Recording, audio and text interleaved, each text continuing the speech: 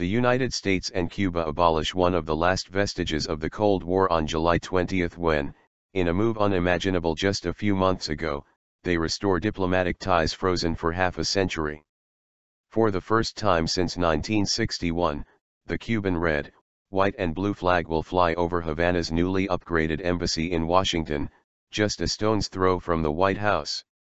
And from the crack of dawn on July 20, it will also take its place in a row of flags from around the world which adorn the State Department's imposing marble entrance.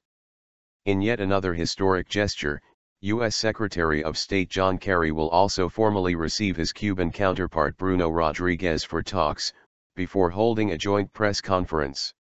Rodriguez will earlier preside over a ceremony to mark the upgrading of the Cuban Interests section to a full embassy. The remarkable turnaround in relations between the communist authorities in Cuba and the U.S. administration after 5 decades of hostility has happened at breakneck speed. In what will mark a foreign policy legacy for U.S. President Barack Obama, he and his Cuban counterpart Raúl Castro agreed on December 17 to end their estrangement and put their countries on track towards a full normalization of ties. After a series of negotiations in Havana and Washington, the restoration of diplomatic ties has come about just 7 months later. But both nations have cautioned that this is only a beginning, warning overcoming decades of enmity is not easy. There are issues that we don't see eye to eye on, State Department spokesman John Kirby admitted July 17. The United States wants to move beyond a Cold War-era approach to one of constructive engagement as a way to support and empower the Cuban people, analyst Ted Piccone from the Brookings Institution told AFP. Cuba needs the United States as an economic engine for its troubled economy and hopes to attract new foreign investment and human capital to update its socialist model, but without undergoing political reform.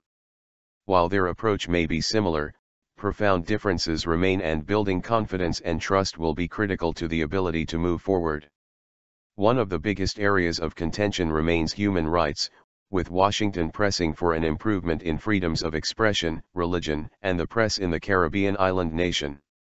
Another tough issue is compensation for American property seized after the 1959 Cuban Revolution led by Fidel Castro.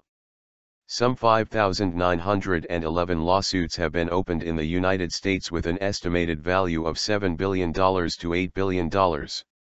On Havana's side, Castro has urged Obama to use his executive powers to dismantle the economic embargo in place since 1962, calling it the main stumbling block towards normalization between the two nations. Washington also wants to ensure the return of several American fugitives wanted in the United States. Top of the list is former member of the violent Black Panther Revolutionary Group, Joe Enchisimard, who is wanted for the killing of a New Jersey policeman in 1973 and has been hiding in Cuba since 1984. On July 20, Rodriguez will preside over the ceremony to restore the Cuban Interests section to an embassy to be attended by some 500 guests, including a 30-strong Cuban delegation. The U.S. Interests section in Havana will also be upgraded to a full embassy, but with little fanfare as diplomats there await the arrival of Kerry, who is due to officially hoist the American stars and stripes over the building later this summer.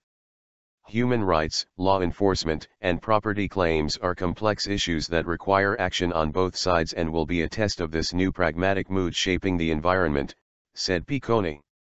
Other issues on the agenda include civil aviation ties, the fight against drug trafficking and opening up communications.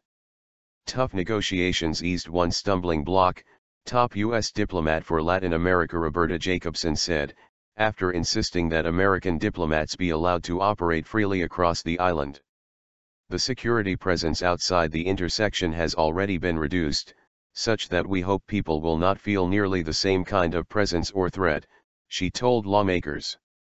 And while American diplomats would still have to provide notification of their travel, they will no longer have to seek permission.